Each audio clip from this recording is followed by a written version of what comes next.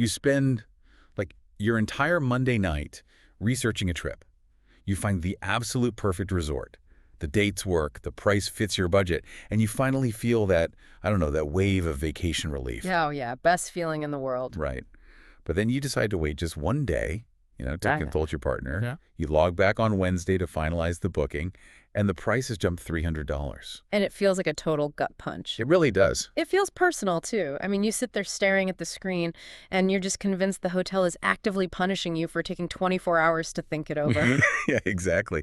And it surprises millions of travelers every single year. So welcome to Resoria Travel Intelligence. Today, we are doing a deep dive into a massive stack of travel industry data. We're talking revenue management, white papers, algorithm documentation, and pricing strategy reports. The heavy stuff. Yeah, really dense stuff. But our mission is to decode exactly why that Monday price changes by Wednesday. We want to figure out the hidden mechanics of resort pricing so you can use that knowledge to consistently book smarter. And the overarching theme in all this information is that the price you see on your screen, it just isn't arbitrary. It's Right. not just, a person in a back office randomly turning a dial to make your vacation more expensive. Resort pricing is driven by hundreds of unseen variables, and they're operating simultaneously in milliseconds. Which is wild to think about. It is, but understanding those variables, that is the absolute key to unlocking far better vacations without the stress. Okay, so before we jump into the hidden software running all of this and bust this massive myth about browser tracking, Yeah. I just want to remind you to like this video and subscribe to Resoria. Stick around until the end, too, because the final takeaways are genuinely going to change how you look at booking a hotel. It'll definitely make you a smarter traveler. Okay, let's start with the psychological toll here, because I think that's the biggest barrier for people. Nothing is more emotionally draining than getting super excited about a specific destination and then feeling like the market is playing games with you. Oh, You absolutely. get frustrated, you panic book something worse, or you just, you canceled the trip entirely out of spite. Which is exactly why the first step to navigating this whole dynamic pricing thing is shifting away from emotional booking. Right, taking the emotion out of it. Yeah, I mean, all the data we're looking at, it's not going to give you a secret hack for chasing impossible unicorn bargains. Right, there's no magic button. Exactly. There is no single rule that guarantees the lowest possible rate every single time. Instead, we really need to shift toward rational decision-making. You have to start thinking in probabilities rather than certainties. Okay, let's ground that concept real quick. Thinking in probabilities. If I'm sitting at my laptop with my credit card out, what does that actually look like? Well, it means accepting that you really can't outsmart the algorithm, but you can understand its triggers. Okay. If you know the variables that force a system to raise or lower prices, the probability of you securing fantastic value increases dramatically. Successful travelers monitor market trends, they evaluate total value rather than just the room rate, and they make calculated choices based on the actual mechanics of the hospitality industry. So let's get right into those mechanics. I mean, the documentation we have here on revenue management software is staggering. It's incredibly advanced. Yeah, we are talking about machine learning algorithms that adjust rates continuously, sometimes even hourly. Decades ago, a resort might have published like one fixed brochure price of the winter and one for the summer. Yep, the old static pricing. But now it operates more like a stock market. What I really want to know is how. What data are they actually analyzing in real time to justify a sudden price hike? Well, they monitor their own internal metrics first. So, current booking pace and the total remaining inventory of empty rooms. Makes sense. But then it branches out globally. They analyze historical demand for that specific week, local events happening nearby, competitor pricing, cancellation trends, and even, get this, overall airline capacity flying into the destination. See, I read that part in the source material, and it Mm. genuinely blew my mind. I understand a resort tracking its own empty rooms, but how on earth does a hotel in Playa del Carmen know that an airline just discounted flights out of Chicago? Are they, like, hacking airline databases? No, they don't have to hack anything. It's all interconnected through APIs, Oh. application programming interfaces. Oh, okay. Yeah, modern revenue management software integrates directly with global distribution systems. So when an airline drops a flash sale or adds a new route to Cancun, The system registers this massive spike in flight bookings to that region. Wow, okay. And the resort's algorithm instantly calculates that, well, a certain percentage of those flyers will need a bed. It anticipates the surge in demand before those travelers even start searching for hotels. That's crazy. And it ticks the room rates up accordingly. It's literally anticipating the demand wave before it hits the shore. Okay, so if the software is that aggressive, it kind of implies that an empty room is a massive liability. Is a resort room essentially like a carton of milk with an expiration date? Once the night passes, it's just spoiled goods? It is a highly perishable product, yes, Yeah. but a slightly better analogy is an airplane seat. Okay. Because if a flight takes off with an empty seat, the airline can never, ever recover the revenue they could have made on that specific flight. The opportunity's gone forever. Exactly. Right. And resorts operate on that exact same logic. Yeah. Once a night passes with a room sitting empty, the potential revenue for that specific date is permanently lost. Right. Therefore, the algorithm is constantly moving the price up and down to find the perfect equilibrium. It's trying to achieve maximum occupancy while simultaneously securing maximum profitability. Which fundamentally changes how you look at the booking screen. Supply and demand isn't just a high school economics concept here. It is the literal foundation of what your beach chair costs. If a resort has a ton of empty rooms for a specific week in October, the algorithm has to become much more competitive to fill them before they spoil.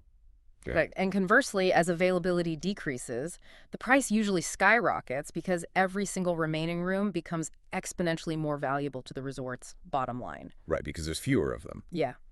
But here is the critical takeaway from all this data. Demand doesn't just spike because of obvious calendar-based events like Christmas or spring break. The visible triggers. Right. Demand can surge because a massive corporate conference just booked out half the resort down the street. Oh, wow. Yeah, displacing normal tourists who now flood into your resort's booking engine. Or it can be triggered by cruise lines changing their port schedules, which creates a sudden influx of overnight guests. You know, there was a fascinating case study in the notes about weather displacement that I wanted to bring up. Oh, the hurricane one. Yes, a hurricane was forecasted to hit the Bahamas, and within hours, resort prices in Cabo San Lucas over in Mexico spiked. The algorithm scraped the cancellation data in the Caribbean, recognized that thousands of vacationers were suddenly scrambling to rebook trips to the Pacific coast, and raised the rates in Cabo to capture that desperate demand. Because the algorithm doesn't care why there is a surge in demand. Right. It has no context for the hurricane. It just reacts to the velocity of the searches and all that API data. It just reads the math. Just purely numbers. Exactly. But we shouldn't discount the calendar entirely, right? Because predictable seasonality cycles are still the baseline. The Caribbean becomes incredibly expensive during northern winters, while rates naturally drop during hurricane season. And European beach destinations show the exact inverse in the data. They peak really heavily during the summer months and bottom out in the winter. Which brings us back to maximizing probabilities.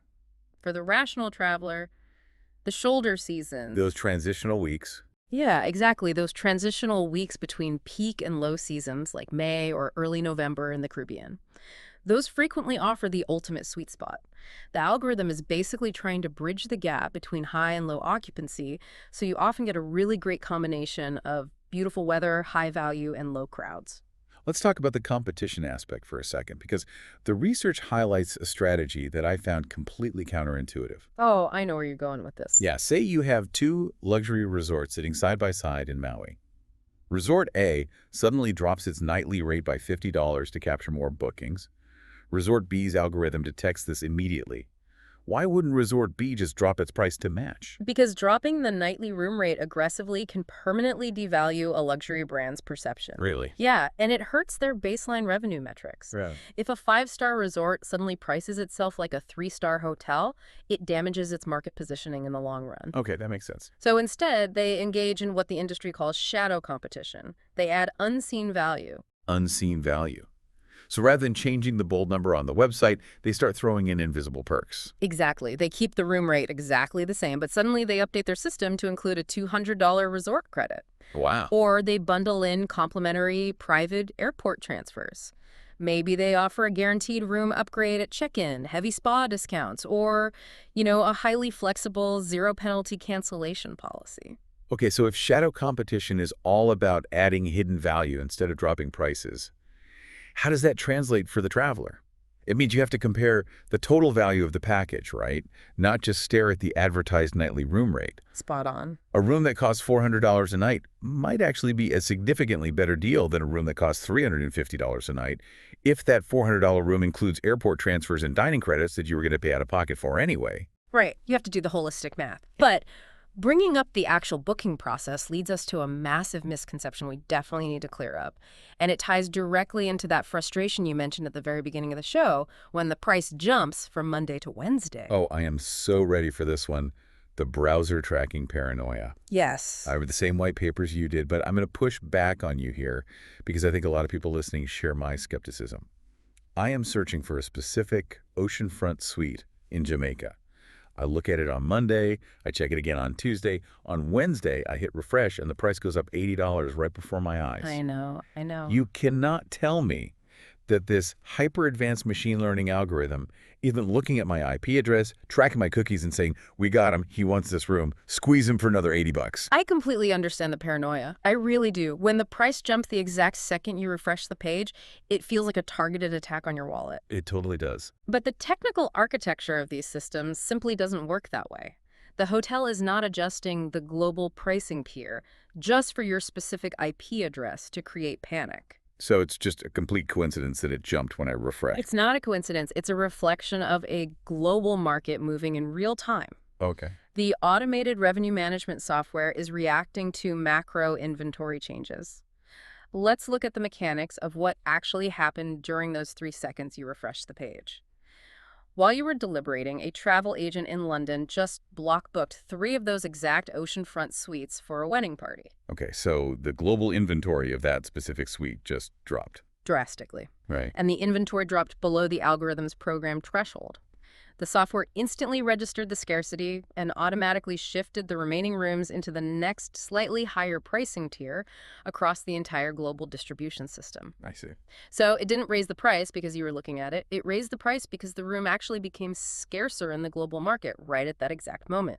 Okay, that makes a lot of sense, but it's hard to swallow when you're the one paying the extra $80. Oh, for sure. But understanding that mechanism, that it's a global inventory shift, not a personal vendetta against your laptop, that really does replace the feeling of being manipulated with an understanding of just, market dynamics. Right. It takes the emotion out of it. Okay, let's pivot from browser tracking to marketing tactics. Yeah. If resorts don't like dropping their public rates because of brand perception, how do we explain the massive flash sales we all get in our inboxes? The emails screaming 48 hours only, biggest sale of the year. Are they just breaking their own rules? Not really. Those emails are largely what the industry considers the flash sale illusion. Illusion. Yeah. When you look at the back-end data, not every flash sale represents a genuine bottom dollar discount. Frequently, these promotions simply highlight rates that were already available in the system. Are you serious? I am. They might require you to travel on highly specific, hyper-flexible dates that most people can't actually accommodate, like, a random Tuesday to Thursday in late September. Yeah. Or they are tied to super strict, non-refundable clauses. Got it. They are incredibly effective marketing tools designed to create urgency, but they shouldn't trigger an automatic, unthinking purchase. It's the digital equivalent of a loud siren. Which brings us to the most practical dilemma of all, timing. The data shows clear patterns, but people always want to know the ultimate time to actually click book. Do you book a year in advance to lock it in? Or do you wait until 3 weeks before the trip to catch a desperate algorithm trying to fill empty rooms? Well, the research indicates it depends entirely on your personal constraints. If you have fixed dates, say you can only travel during your kid's spring break, or you have a specific wedding anniversary you have to hit, the math says you should almost always book early. Because of inventory. Exactly. Early reservations provide you with a wider variety of room choices and, crucially, much better cancellation flexibility. But what if I have total flexibility? Like, I don't care about the exact date. I just want to go somewhere tropical in October. If you are hyper-flexible, waiting can yield a last-minute discount if a resort's occupancy happens to be unexpectedly low as the date approaches. The algorithm will eventually panic if the rooms are about to spoil. Right, the empty airplane seat logic. Exactly. But you have to recognize the probability factor. It is a massive gamble. If the resort fills up with a corporate group or a weather event shifts demand, you could be left with nothing, or you might be forced to pay double. There is a detail in the source material about room categories that I think most people completely overlook, and honestly, it's brilliant. We tend to think of a resort as one giant entity with one single price curve, but it's actually a collection of micro-inventories. Oh, this is such a good point. Yes. Not every room type in a resort is priced by the same curve. A massive resort might have 300 basic garden view rooms, but they might only have 10 premium swim-up suites. So the entry-level rooms remain available for much longer, and their price stays relatively stable just because there's a huge supply. Exactly. But that premium inventory, the oceanfront suites, the exclusive club levels with private lounges, that inventory is severely limited. If 10 people book the basic garden rooms, the algorithm might not even twitch because there are still 290 left. Right. But if just 2 people book the swim-up suites, the algorithm might double the price of the remaining 8 suites instantly because the scarcity threshold for that micro-inventory just peaked. This leads to a really actionable strategy for travelers. Sometimes, simply changing your room category can save you more money or get you vastly better value than moving your actual travel dates. Absolutely. If you were dead set on a certain week Mhm. and the basic rooms seem outrageously overpriced, it might be because a large wedding block bought them all up. But the premium rooms might have a completely normalized price curve for that same exact week.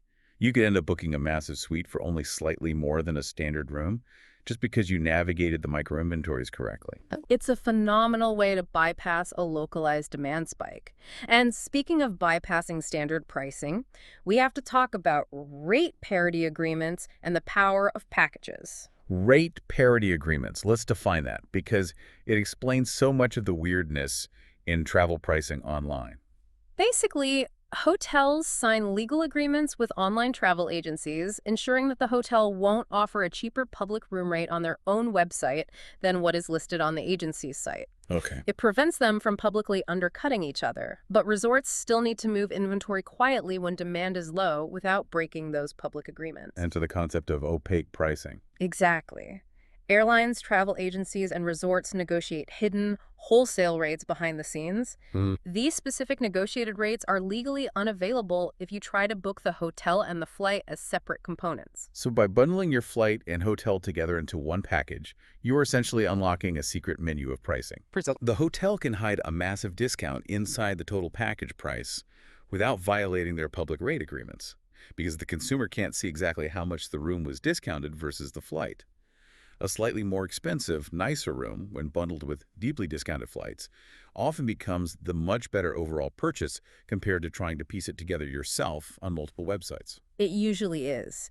And that leads directly into a crucial point about traveler psychology that the research highlights: the $300 versus $500 trap. Yes, the perceived value trap. People naturally have this ingrained assumption that a higher price tag automatically equals a superior vacation. If Resort A is $500 a night and Resort B is $300 a night, the brain just assumes Resort A must be better. But the data strongly refutes that. Exceptional value doesn't come from paying the most money. It comes from matching your expectations with the right property. A resort costing $300 per night can easily provide a much better overall experience for you than a $500 per night resort if the specifics align with your priorities. Give me an example of how that plays out in real life. Sure. Imagine you are a couple looking for quiet, luxury, and incredible culinary experiences. You see a $500 per night mega resort and assume it's top tier. But that premium price tag might be subsidizing a massive water park, a nightclub, and sprawling grounds, while the dining is just mediocre buffets. Ah, For you, that $500 resort is a terrible value. Meanwhile, the $300 per night boutique resort next door doesn't have a water park, but it offers quiet pools and farm-to-table dining. You don't just save $200 a night, you actually get a better vacation. right, because you're paying for utility. Yeah. You're paying for what you actually want to use. Don't chase the lowest rate, and don't blindly trust the highest rate. Aim to maximize value for every single dollar spent based on the amenities you will actually use. That is the absolute essence of rational decision-making in travel. So let's distill all of this intelligence into our smart booking takeaways. We've covered the hidden algorithms, the micro-inventories, and the psychological traps. The biggest lessons here: stay flexible with your dates and your room categories whenever possible to dodge those algorithmic demand spikes. Yep. Look at the total value, the shadow competition perks like resort credits and transfers, instead of just staring at the nightly room rate. And finally, Bundle your flights and hotels to access opaque pricing. And to actually execute those strategies, you really need to see all the moving parts clearly. That's why using a comprehensive planning tool like Expedia is incredibly helpful. Yeah, because it pulls all those fragmented data points into one view. Right.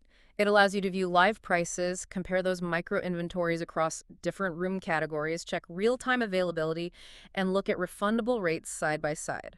Most importantly, it allows you to bundle those vacation packages, unlocking the hidden negotiated rates while clearly displaying the cancellation policies. It basically takes all the guesswork out of the math.